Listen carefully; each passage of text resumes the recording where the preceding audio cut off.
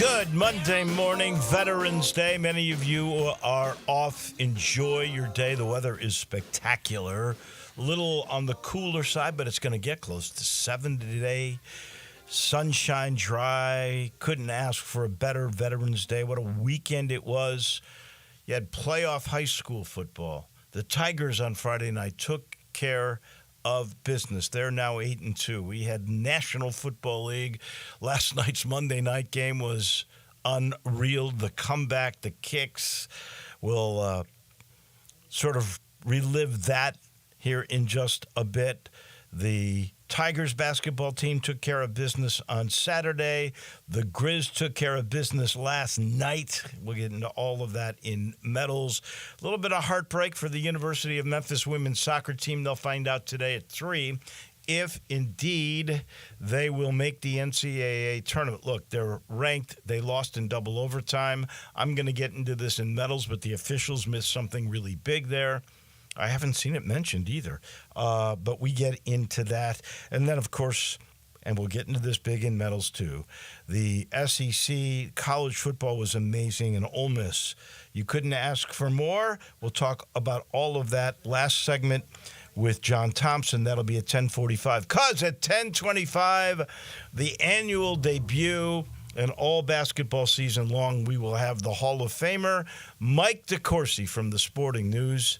We'll talk about what he sees coming up this year, and he's also written a story.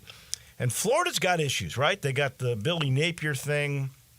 Scott Strickland, their AD, gave Billy Napier a vote of confidence, right? And then they fall to Florida in a one-sided game, 49-17. So I don't know. Also, I think there's going to be some heat on Strickland because you've got this Todd Golden issue with the basketball coach. He's already had a soccer coach dismissed, and I think a women's basketball coach dismissed.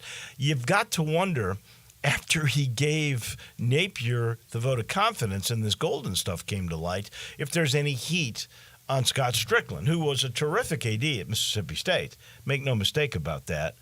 But we'll see. We're going to see what happens along the way. But I can't wait to talk all things hoops with the Sporting News, Mike DeCourcy. That comes your way.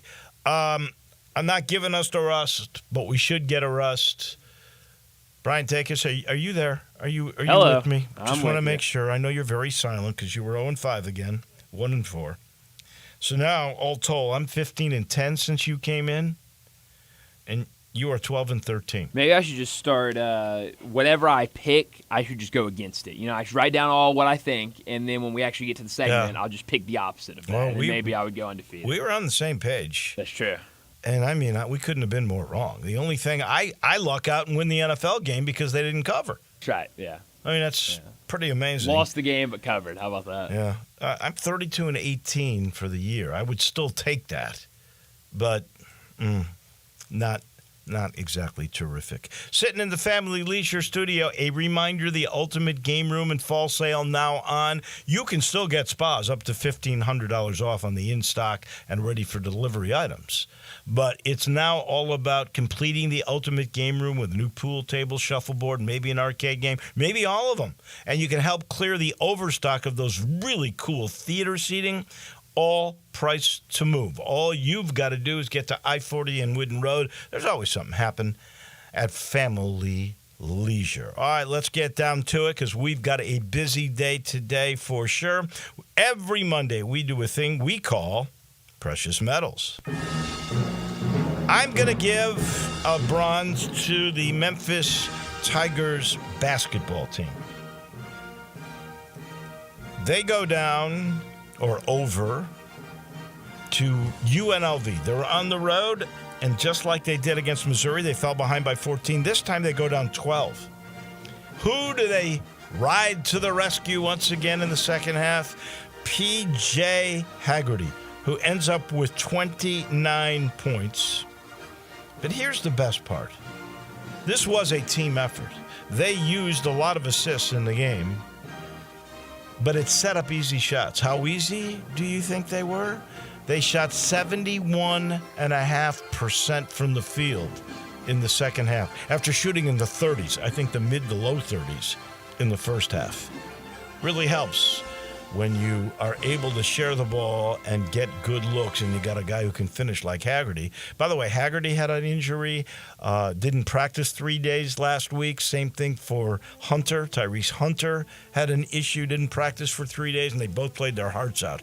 So Memphis, 2-0, and they play Friday night against Ohio. You would have to think they would be big favorites to start the season, 3-0.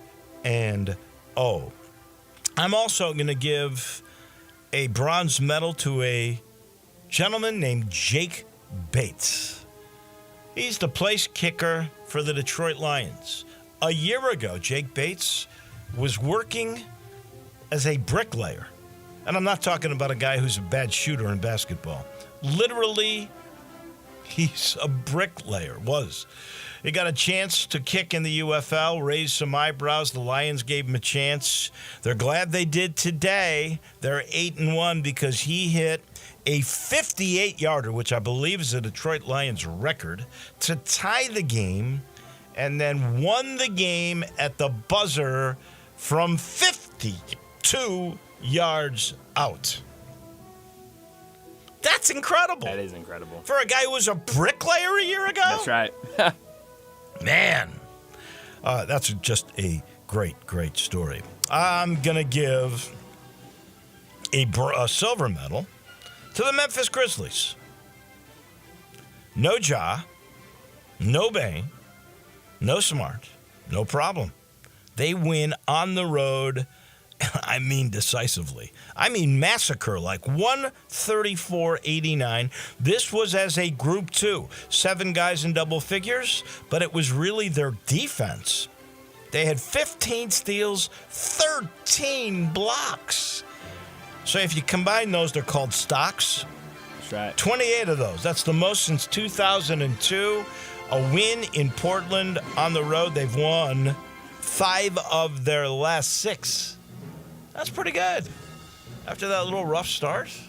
Now, once they get these guys back, it's amazing how deep they are. LaRavia was everywhere last night.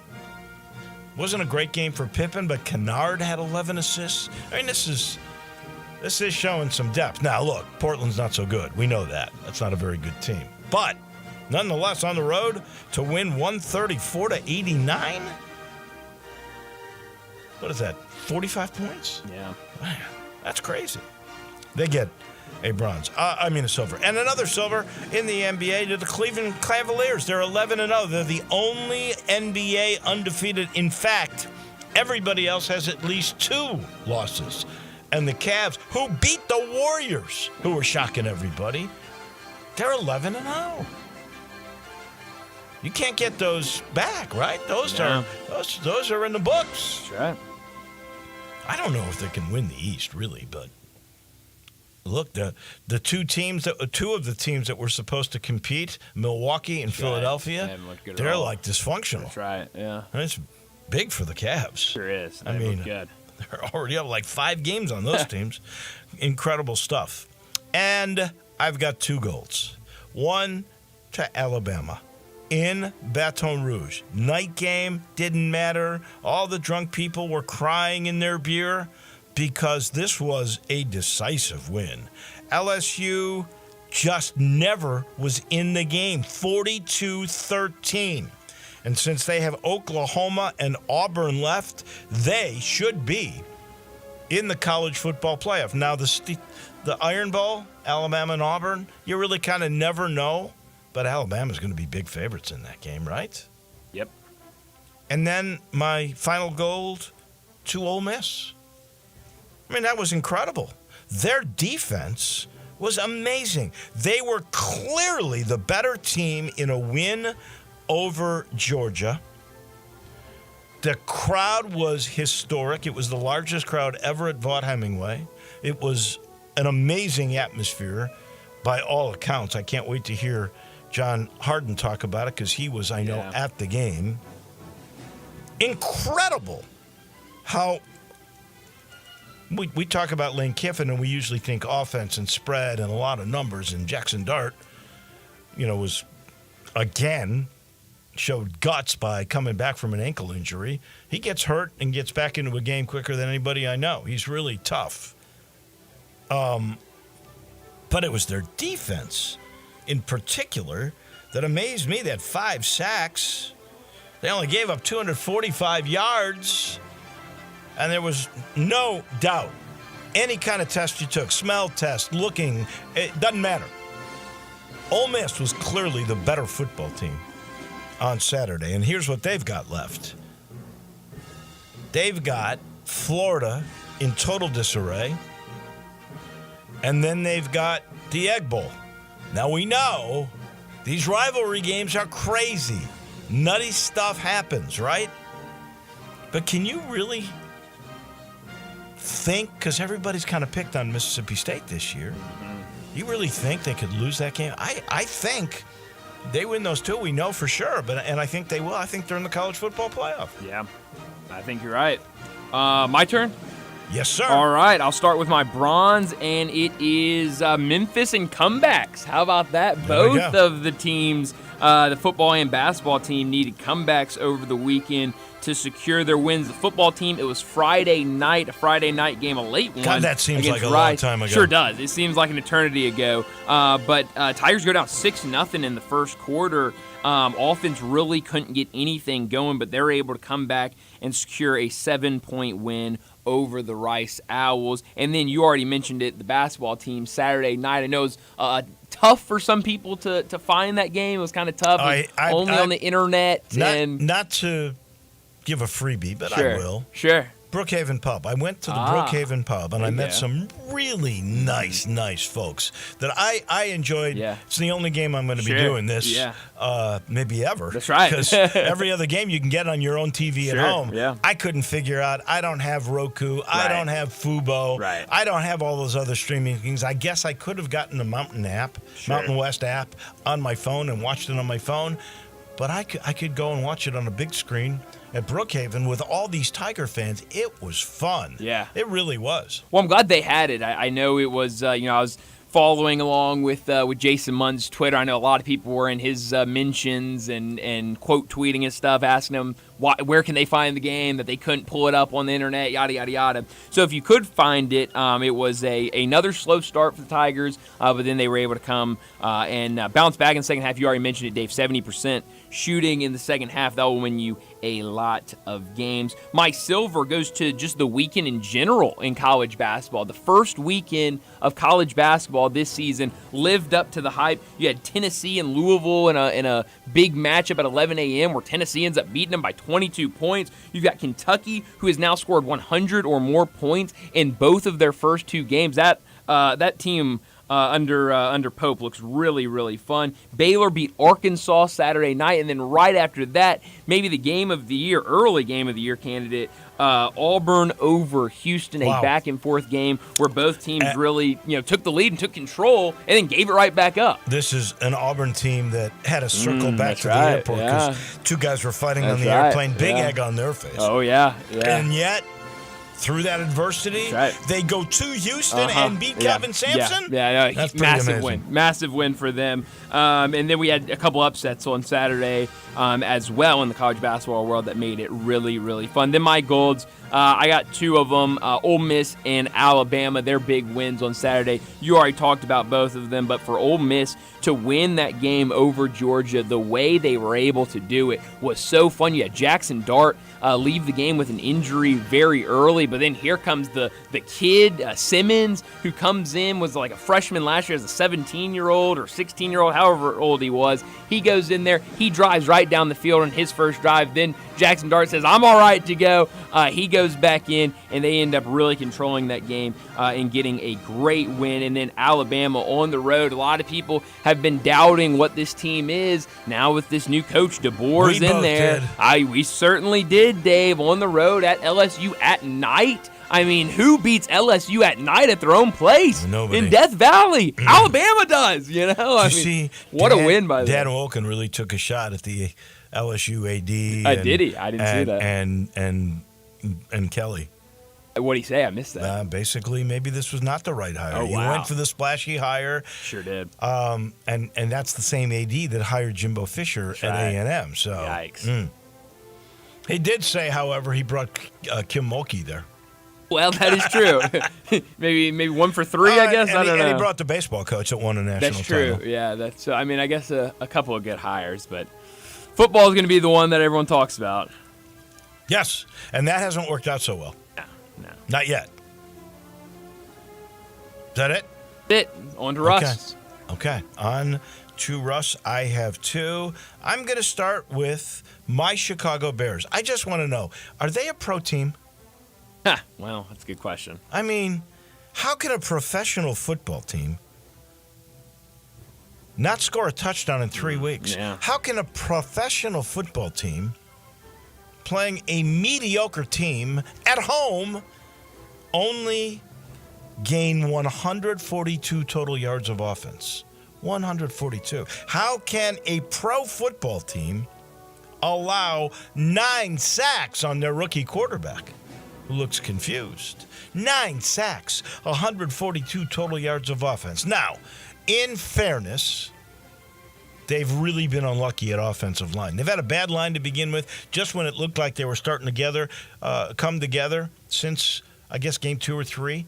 They have lost 5 offensive linemen. 5. So you're down to your second string, and obviously they're awful. 142 yards, 9 sacks they've allowed. Poor Caleb Williams, poor Chicago Bears fans. That loss to Washington when they had the game won, that may end up being the total dagger for Eberflus and this whole team. Now Eberflus is talking about changing the play caller because he's a defensive guy, and the OC hasn't quite done it yet. He gave him a vote of confidence this week, and then they had a field goal. So just total unrest in Chicago. And my final rust, and I'm reluctant to give it, but it's just true. If you look at the video in the second overtime of the championship soccer game between Memphis Women and ECU, there is a deflection in the box off a handball. The ECU player hits the ball with her hand inadvertently. This was not a dirty play by any means. The ball just strikes her hand, and it bounces right to the foot of a teammate that has a terrific blast to the upper right-hand corner of the net. 1-0 win in double overtime. That ball was deflected with a handball. So I'm hoping 3 o'clock Central today, when the NCAA Soccer Committee votes on at-larges, that Memphis gets in. I think they will because they're 19th in the country. But here's the worst part. They would have hosted a home game had they been the champions again, which they've won it 2 in a row until now. Would have been 3. They would have gotten a home game. Now, look, they'll send them out to Portland or something. So even if they make it, their setup is not nearly as good as it would have been. That's really unfortunate. And, we have the hindsight of 2020 of watching the play on replay, and I could understand how the officials missed it, but they did, and that is critical. No, it absolutely was. I was really hoping that game would go to penalty kicks. I was praying for that, but unfortunately we did not get that. My Russ, I have 3 quick ones. My first one goes to the Sun and AT&T Stadium. Oh, those big windows, how beautiful they are, how beautiful they're supposed to be, but how dire they could be in the afternoon when that sun starts going down, it starts to set, and it shines that bright sun right into the end zone. And, yesterday, CeeDee Lamb ended up missing a touchdown reception because of the sun. He blamed the sun. You could see in the video where they were able to zoom in on his face, and he's looking for the ball, and his eyes are squinted because he can't see because of the sun. He said they need to put blinds up there, curtains up there to keep out the sun. But all in all, none of that matters because they got killed yesterday by the Eagles. The sun has set on the Cowboys. It absolutely has. And I've given up on the Prescott's season. getting season-ending surgery. Yeah.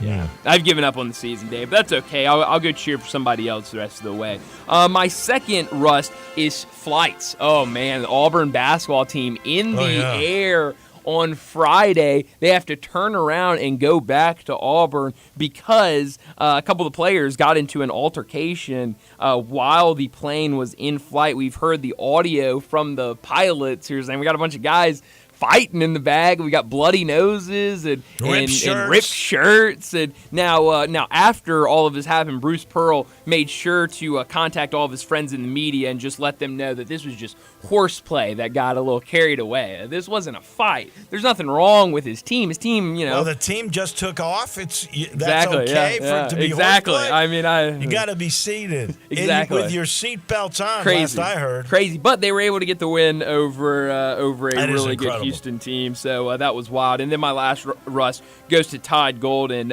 Came out on Saturday. The reporting by the student, or maybe not Saturday. I guess it was Friday, by the student journalists down at the University of Florida. The student paper's the Alligator, right? Yeah, how about that? Yeah, the independent Alligator. Just some not great stuff in there. Sexual harassment, stalking involving students of Florida. And Todd Golden. So he's still going to coach tonight. That was put out by the athletic director last night. He'll still coach tonight because they're still working and trying to get everything together. And then I believe this weekend they play Florida State. So, at Florida State. So if he's still coaching in that game, that student section for Florida State will have plenty of ammunition. Mike DeCourcy wrote a story in the Sporting News about this. I can't wait to get his take on it as he debuts for this year coming up in a minute. Medals and more have been brought to you by Southern Security. Whether you're a small business owner, a single mom, maybe you're buying your first home, Southern Security is the place to be. They have been your trusted financial partner for over 75 years. That's how long Southern Security has been serving the Mid-South with the best rates, the best service, the newest technology, and they're building a new bank in Collierville. Can't wait to see what the tech is like in that. They've been voted the best credit union in the Mid-South for 6 straight years.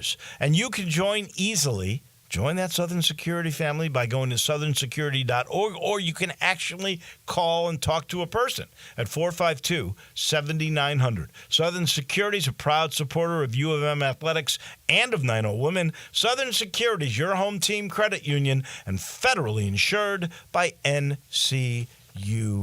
And this portion of the show is brought to you by the Spirit Shop. The weekend's here. Time to reload. Go see Eddie Connor at Poplar and St. Nick. You want rare bourbon? He's got it. You want the up-and-coming tequila? He's got it. You want an explanation as to why this vodka is this way and this vodka is that way?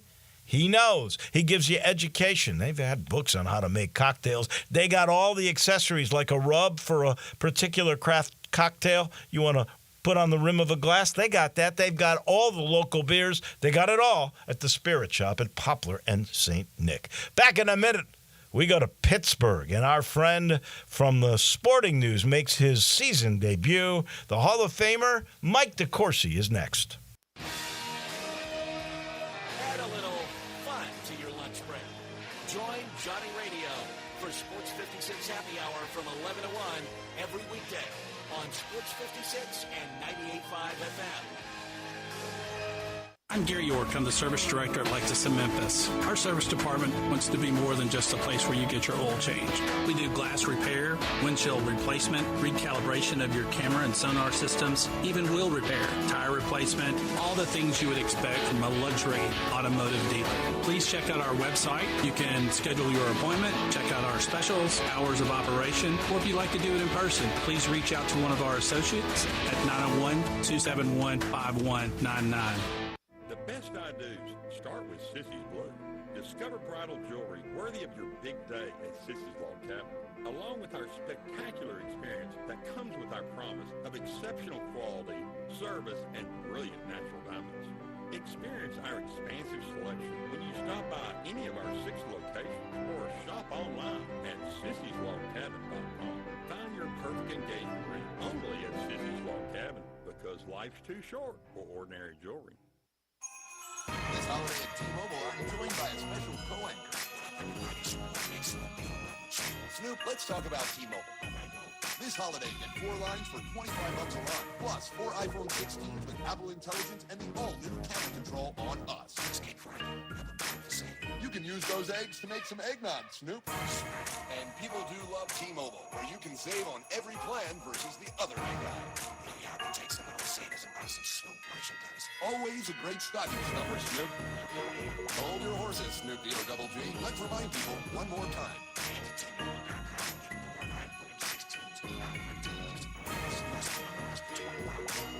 Drop that J. 24 mobile credits per line. Trade-ins and 20 lines without a pay. All qualified customers plus taxes and fees and $35 per line connection charge. Cancel entire account before receiving 24 bill credits and credit stop and balance and required finance agreements due. $829.99 credits end. Pay off device early. See how you can save on wireless and streaming versus the other big guys at T-Mobile.com/switch. Apple Intelligence available now.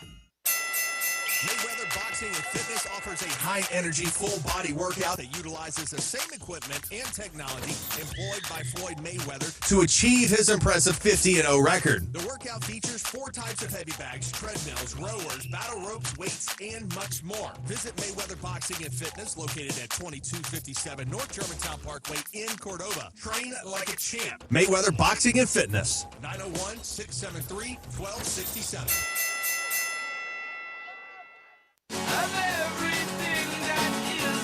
Back to Wolo and friends on Sports 56. Here once again is the voice of the Tigers, Dave Woloshyn. He's back.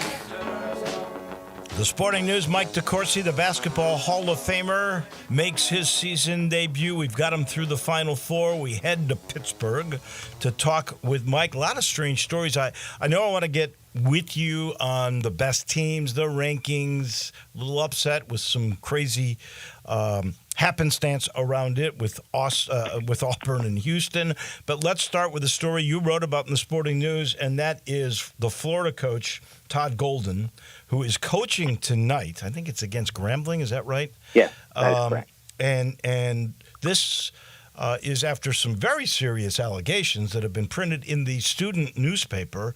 What is your take on all of this, and what do you think will be a resolution? Well, I think it's important also to note, Dave, that the Gainesville Sun also reported this. So it's not although I think the Alligator did phenomenal work in their reporting on this. That's the student paper, right? That's the student paper, yeah. They did some phenomenal work. But I just in case people are listening, I want them to know that that this has been also reported by other professionals as well. And so it's not just one particular outlet that's saying this. It's multiple outlets, and I believe both outlets. And if you look on the web, you can probably find a document that is purported to be the Title IX complaint. I can't verify that it is, but most of, if not all, of what was reported in the Alligator story was in the document that I saw on the web. Again, I'm not affirming its veracity, but so you can see that this complaint definitely exists, and it's really problematic that complaint exists, and it's not. One of the things I wrote about on Friday. This is not one person asserting these allegations. There are multiple young women who have said this, and so that's why I have concern about the fact that they're going to allow him to coach. I mean, this report was filed in late September, so he coached all of practice, the exhibitions or scrimmages, whatever Florida went through, and then their first couple of games, and now he's going to continue tonight. I'm not sure exactly why that's happening, given the nature of the allegations, the seriousness of the allegations, and the fact that it's not a he said, she said. This is, there are multiple complainants here, and I guess we'll see where it goes, but I'm not sure why Florida's taking the approach that they are. Just so people who've not followed this at all, this complaint involves alleged sexual harassment with texts, pictures, things of that nature. Right. Correct. How much heat do you think this puts on Scott Strickland the AD. He's got a problem already with his football coach. This one, allowing him to coach while the inquiry is going on with such serious allegations. I think he's had another coach or two. At least. That have had similar issues that were, I think, let go. I think there's a problem there. Don't they have a new president coming? They do. Ben Sasse had been the president there, and he got he resigned. And not long after he resigned, there was reporting on some concerns about the way the university was being run. And so they are bringing in a new president in the future. So I think there are concerns there without a doubt. I mean, anyone who hires someone can have some bad luck. Hiring the wrong person or missing something about that person in the process. But this is 3 hires. That's a lot. Yeah. And they're not all the same nature as this. There were some differences. One of them was that the coach was considered to be overly aggressive in the way that the team was being coached. I can't remember what the third one was about, but so they weren't all of this nature, but they were all problematic, and 2 of them have already gone. And of course, in football, it's just really about are they effective enough? And I wrote. It's funny. I never even imagined writing about the University of Florida on consecutive days, but I wrote on Thursday that I thought that Scott had made the right move in continuing with the coach that they had. And making the move when he did, because they were facing the Texas game and then 2 other really difficult games coming up, and they were certainly going to be favored to lose all 3, and they would be in a position where, without that affirmation that the coach would return next year, they would be in a position of probably having to deal with whether or not they were going to move on. So by affirming that he would stay, they took that out of play, and I think that was a smart move. But then comes Friday and this report, and you're right back into some serious concerns about the direction of the Gators program. Well, my just quick observation, without really knowing even the financial ramifications of it all, is that with all these hires now coming to light, the promise of Napier coming back was made by Scott Strickland. If he's not there, I would think that promise would go out the window. And, even getting that vote of confidence, man, that team laid an egg. Yeah. Texas is good, but that was an egg. Well, remember, they're down to their 17th quarterback, and Right. that's an issue. DJ Lagway wasn't ready to play yet, health-wise. He was there as an emergency backup, but there was no emergency other than competence. They were bound to lose that game, but they went through a 5-game stretch where they went 3-2, played really well in the 2 losses. They really pushed Tennessee, and they also pushed Alabama. Not Alabama, Georgia. They had Georgia under control, so to speak. Yeah. They were winning the game, and then Lagway went down, and they went down to that 3rd quarterback. I watched him play. He's not a high major quarterback. He's not going to, he could play. I think he was from Yale, if I'm not mistaken. Mm-hmm. He's not going to win in the SEC, and so there wasn't much Napier could do. Well, I thought they would at least cover it, but I did think Lagway was going to play. Unfortunately, Right. He did not. So that's that story. All right, we've had our first sort of mini upset of the year, and that is Auburn going to Houston, beating Kelvin Sampson's team. But before the game, on the way to the game, at least the first time the airplane took off, 2 guys were fighting, blood and ripped shirts, and they had to turn back around. I know Bruce Pearl has now said that was just horseplay. Last I know, you got to be in your seat and your seatbelt absolutely tightened before you're allowed to take off at all. That's kind of crazy. Your thoughts on this one? Yeah, I don't buy horseplay at all. I mean, only the people that were on the plane can characterize it, but they can characterize it however they wish. You don't turn a plane around for horseplay. Right. It costs too much money. It disrupts too much the schedule of the people involved. You turn a plane around because there's a concern, like something that you're really that's really an issue, and so they did, and so I don't buy that at all. I saw that reported, and I'm like, no, just because somebody says something doesn't mean it's true, and I'm not buying it because you have to go with the context, and context is people don't turn planes around because somebody threw a glass of pop at somebody or something like that. I mean, you turn a plane around because you have an issue, like a real issue. And so I think that whether that had any impact on Auburn, they did leave those players off the return trip to Houston. I thought they did really well. Janai Broome was terrific. I thought Houston maybe smelled a little bit overrated because they struggle to score. They really struggled to score in that game, and Auburn's a terrific defensive team. But I didn't see the answers for Houston offensively. Not to say they can't be terrific, but I'm not sure that they're national championship good with the struggles that they had on offense in that game. I haven't seen Kansas or UConn up close yet. I will see UConn in Maui. Yes. I've seen Alabama, though. And I Yes. must confess, just by roster, what is it, like 5 or 6 guys that are 1,000-point scorers on there? Then you've got this freshman class. Nate Oates has it going again, and I saw that up close and personal. That's the best roster, Mike, I've seen since the Final Four of 2008 on paper. I don't know where you have it, because most people have Kansas, which lost in an exhibition game to Calipari, which did come back and win their game against North Carolina. I saw that team, too, is pretty good, except inside they got some issues. But anyway, do you think Kansas is number 1, UConn number 1, or Alabama number 1?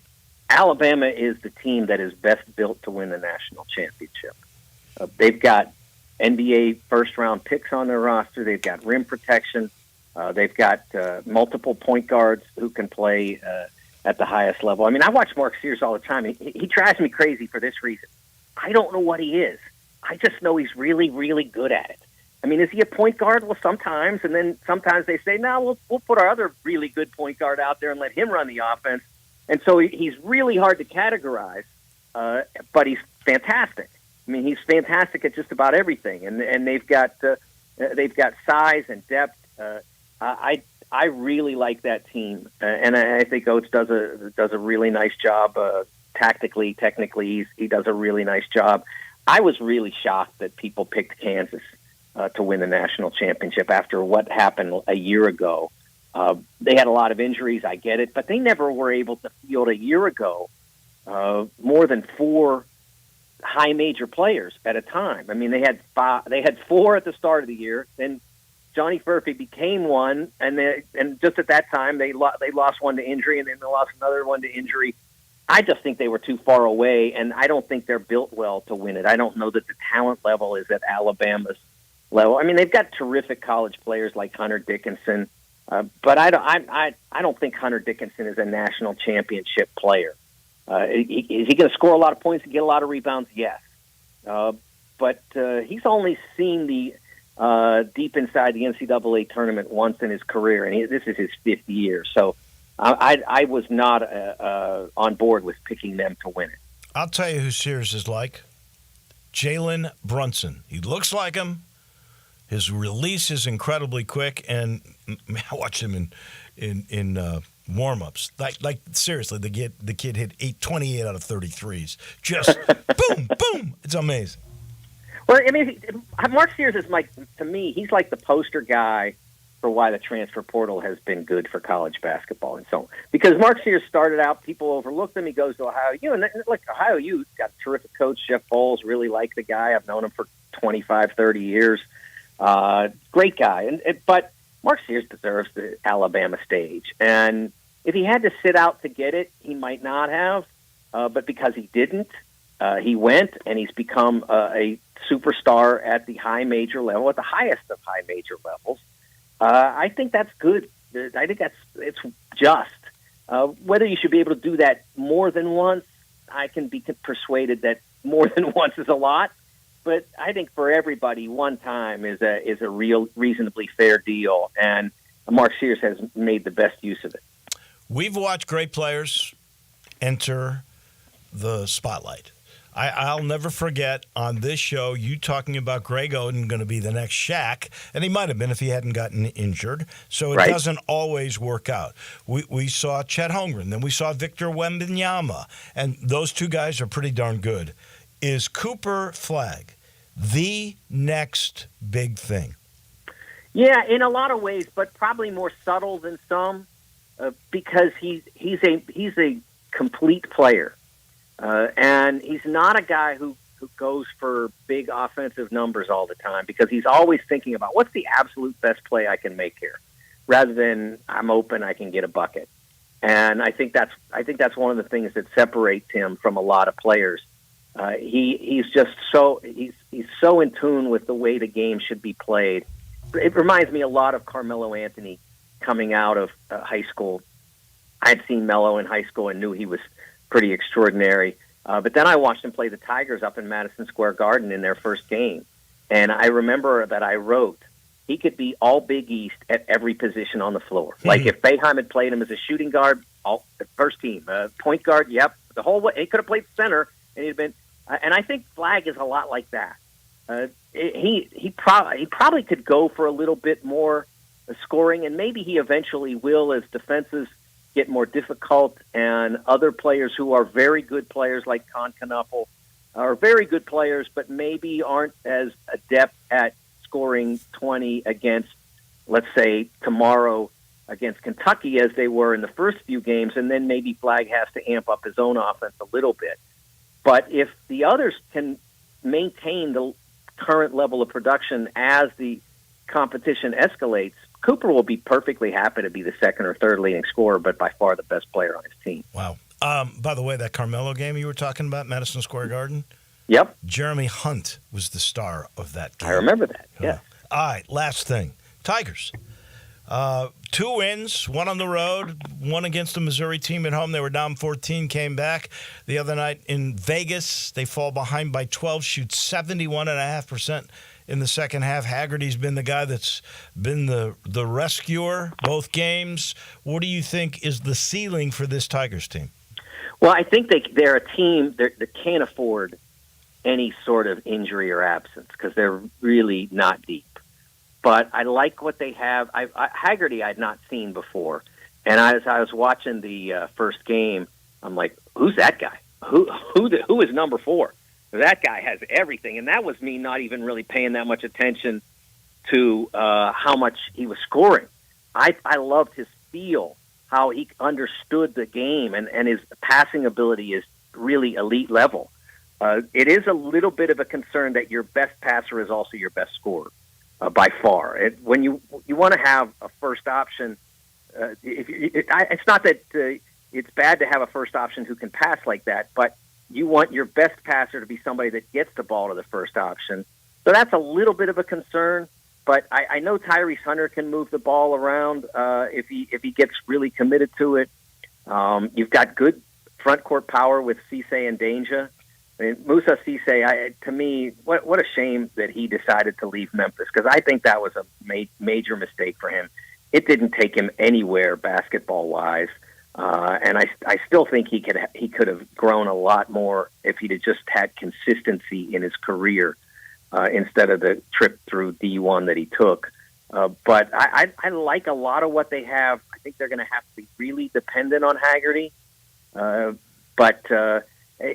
Yeah, I think what it really comes down to for them is one of two things. One, they have to get to that. They have to play pretty clean. They're probably not going to beat UConn, but then they have to try to get out of Maui with 2 wins against whoever that becomes. Well, that would be Michigan State or Colorado. You would think that would be Colorado, probably. Probably, yeah. Hey, I can't wait to talk every week with you more about this. We're out of time right now. Oh, you bet. But I appreciate it. Thank you. Thank you. That's our Hall of Famer. That is Mike DeCourcy from the Sporting News. We got to take a break. When we come back, our coach down in Atlanta, John Thompson, is next. Broadcasting from the Family Leisure Studio, we are Sports 56 and 98.5 FM. When you're working outdoors, unpredictability is the norm, so tackle your toughest jobs with the 2025 Honda Pioneer 700. Backside brings power to any party with reliable torque for towing and smooth shifting for the trails. And you can choose between 3 trims, Standard, Deluxe, or the True Timber Force Edition, equipped for ultimate backwoods adventures. See the 2025 Honda Pioneer 700 today at Desoto Honda, 5656 Newman Road in Old Branch. For safety users, and 16 years and older. Choosing the right candidates for any office can be difficult. My office has lots of drama. I share my office. But no matter what kind of office you have, if you're hiring, you need ZipRecruiter. ZipRecruiter's powerful matching technology finds the most qualified candidates for your roles fast. So, for any kind of office, I'm really going places in my office. count on ZipRecruiter to find the right candidates for it. Try ZipRecruiter for free today at ZipRecruiter.com/free. That's ZipRecruiter.com/free. Some people just know they could save hundreds on car insurance by checking Allstate first. Like you know to check that your seats aren't in the visitor section first before buying tickets. I'm so excited for this game. I can't believe we got us tickets. Me too. Look, are we on the wrong side? Yeah, checking first is smart. So check Allstate first for a quote that could save you hundreds. This is gonna be a long game. You're in good hands with Allstate. Savings vary. Subject to terms, conditions, and availability. Allstate Fire and Casualty Insurance Company and Affiliates, Northbrook, Illinois. Hi, this is Troy Five-Ash, owner of Five-Ash Roofing. Did you know there are so many roofing companies in Memphis that I don't even know them all? So that begs the question, which one should you choose? So I thought I'd give you a little background about me. My grandfather was a World War II Marine. My father worked for the University of Memphis for nearly 30 years. My mother, a pianist at Raleigh Baptist Church. Seems like forever. I went to Brownsville Road, Craigmont, and Bartlett High School, class of 81. We support the local school systems, youth athletics, and believe in what St. Jude and Le Bonheur stand for. I'm a Tiger and Grizz fan. The point? Memphis is my home. Five Ash Roofing will be around if you ever have a problem with the service we provide. Five Ash Roofing, fair, honest, and ethical, with deep local ties in our community. 367-0050 or memphisroofer.com. Five Ash Roofing is what we do. We're here for you.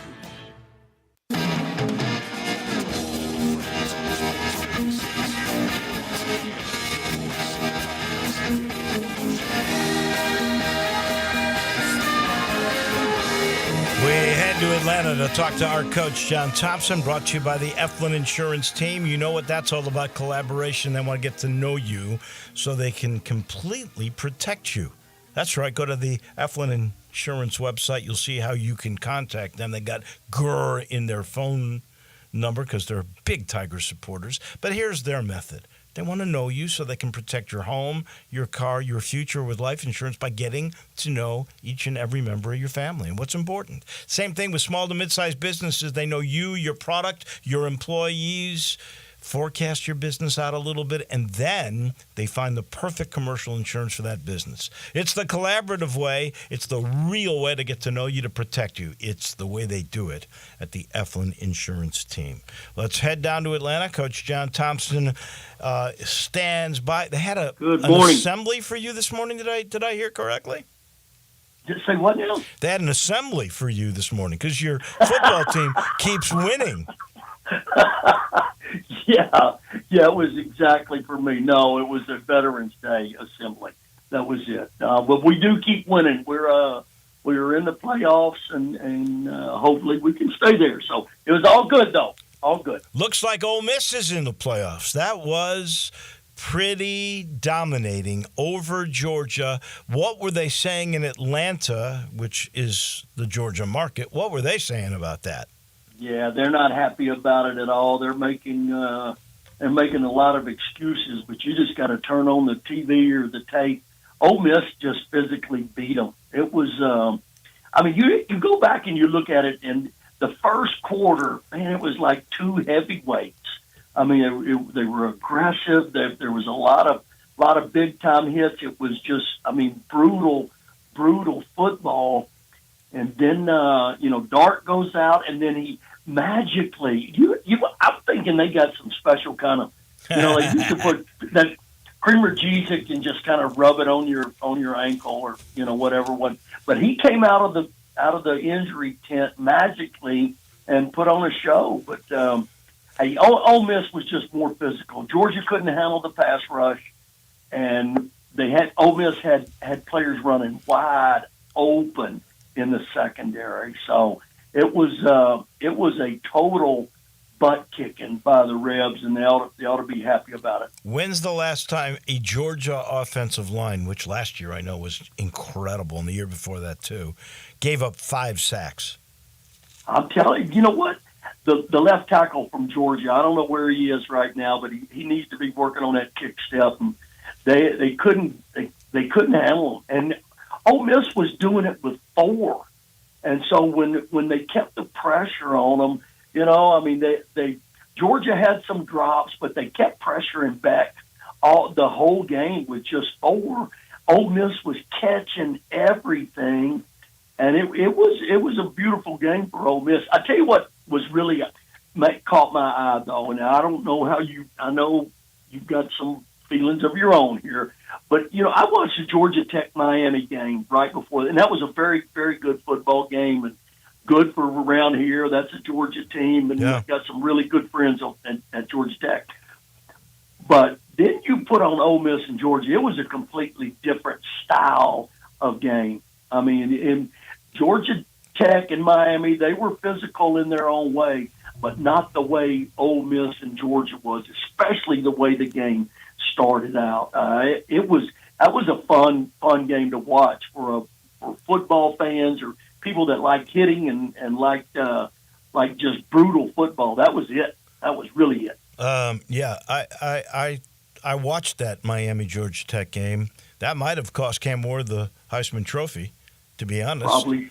Everything's coming down. Everything, like you said, Ole Miss in the playoffs. They got a great chance to get in the playoffs. That was my next question for you. They got Florida. They got Mississippi State in the Egg Bowl. I guess the Friday after Thanksgiving. Are they going to make it? Are they in? I think they are. Florida. You know, Florida. We talk about them in a little bit, but the good thing, you know, keeping Napier. I think that's good for the program, and you hate that has to be that way at Florida. But yeah, they're better than Florida. They're better than Mississippi State, and if they'll just stay hungry, they can make a run at this thing. I mean, nobody's playing better right now that I'm seeing across the country than Ole Miss. And I'm not just jumping on and saying that they're the best team in the country. Oregon's, you know, playing exceptionally well, but hey, when they got the offense is going like that. They can run the ball, they can throw the ball, and they're playing dominating defense. Lead the country in tackles for losses and sacks.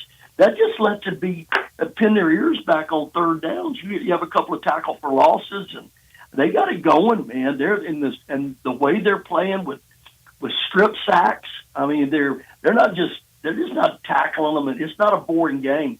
They hurt you. Back those 3 interceptions. He was way out of his comfort zone. Ole Miss, I mean, I'm on that Ole Miss train right now. Yeah, I don't blame you. All right, you mentioned style before, and I've heard complaints that Kalen DeBoer was trying to make the Alabama team fit his style like he had at Washington. He didn't this week. He let Milroe run the football for, 185 yards? He also threw for another 109. I mean, this was, again, complete domination by a team that I thought it was going to go the other way. 42-13, Alabama over LSU in Death Valley at night. How did that happen? Well, I've been there I was at Alabama. We beat them at night one time.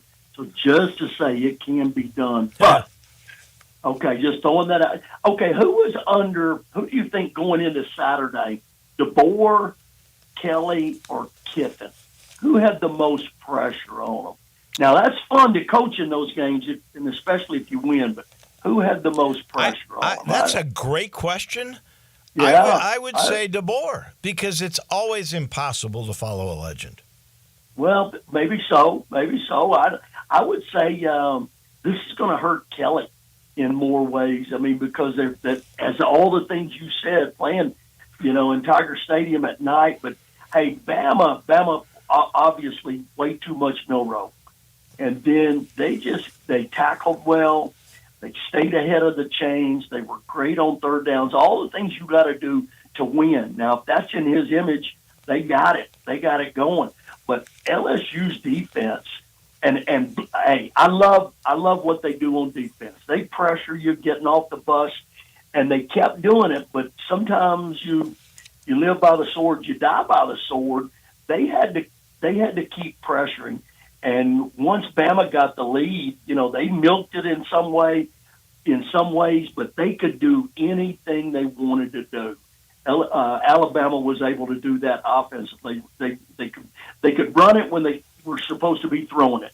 They could throw it when they were supposed to be running it, and that was just. I think that was a great job of coaching by DeBoer, and probably the best job of coaching was because he had Jalen Milroe on his team and let him just run. Yeah, that's the best coaches always have the best players. They've got Oklahoma and Auburn. That's their final two. Who are they in? Are they going to make the college football playoff? I think they are also. I think they do. I think Bama. I think Ole Miss, and I think probably the next one that you might want to talk about. I think they're in too. Texas. That's it. Texas and Florida. Glad you said that. Everybody, is talking about Napier getting a vote of confidence. I wonder how long that really lasts. We'll see. The other aspect to all of that is they talked about the freshman quarterback Legman not being able to play. That was a problem. I agree. But 562 yards of offense is what Texas amassed. That defense was a problem too. They played horrible. That you can't do that at Florida. I don't care what the problem is, who the coach is, what the players are. You can't give up 562 at Florida. Now that was a butt whipping that Texas put on them in all phases. Hey, Ewers was very good, was awesome in the game. Not so much for Florida's quarterbacks. They were inept. Lagway, I think, has a chance to get them if he can get healthy and get them back. But the defense has just got to get better.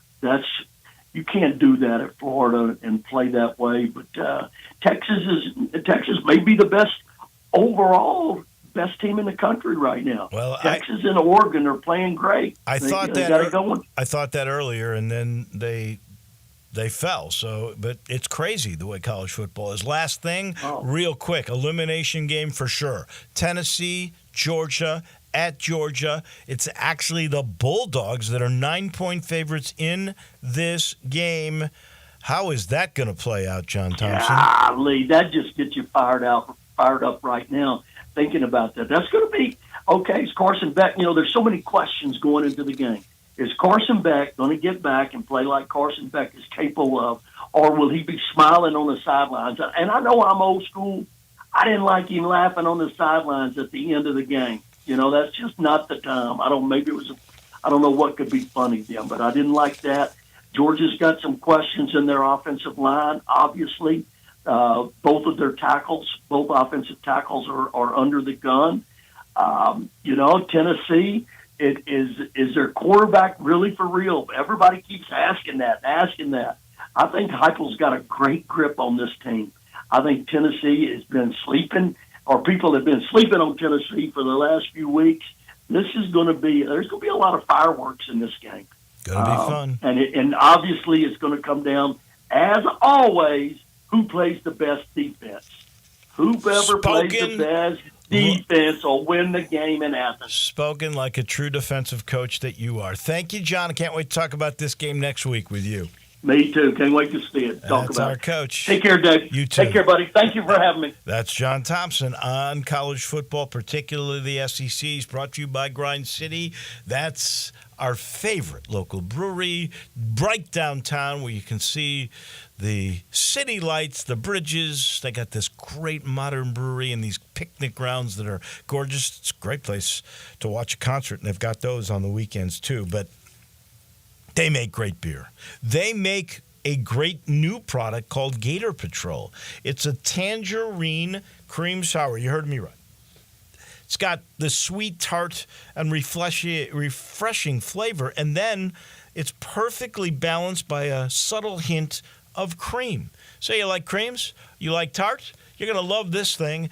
Gator Patrol, the Tangerine Cream Sour from Grind City Brewing. Truly a taste of Memphis. That does it for us. Johnny Radio is right around the corner. We'll be back again tomorrow morning. Have a great day, everyone.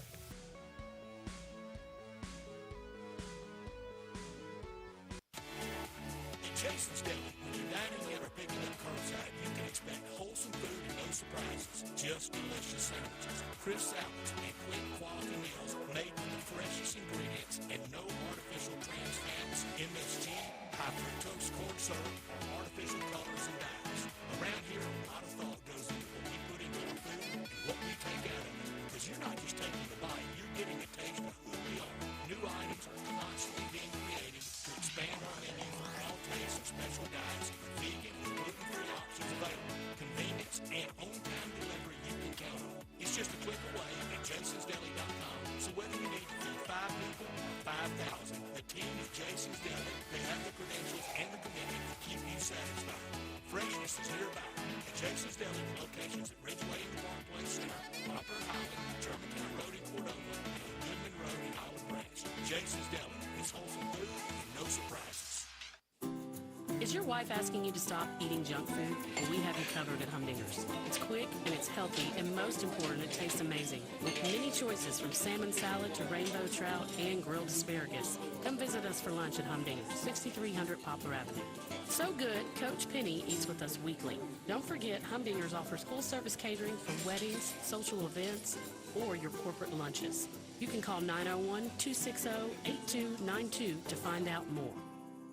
I'm still going for it, even with higher stroke risk from atrial fibrillation, and a regular heartbeat not caused by a heart valve problem. Over a 3-year study, Eliquis apixaban tablets reduce stroke risk better than warfarin, and over 97% of Eliquis patients did not experience a stroke. A first stroke occurred in 2.9% of warfarin patients versus 2.3% of Eliquis patients. Don't stop taking prescription Eliquis without asking your doctor. It may increase your stroke risk. Eliquis can cause serious and in rare cases fatal bleeding. Don't take Eliquis if you have an artificial heart valve, abnormal bleeding, or antiphospholipid syndrome. While taking, you may bruise more easily or take longer for bleeding to stop.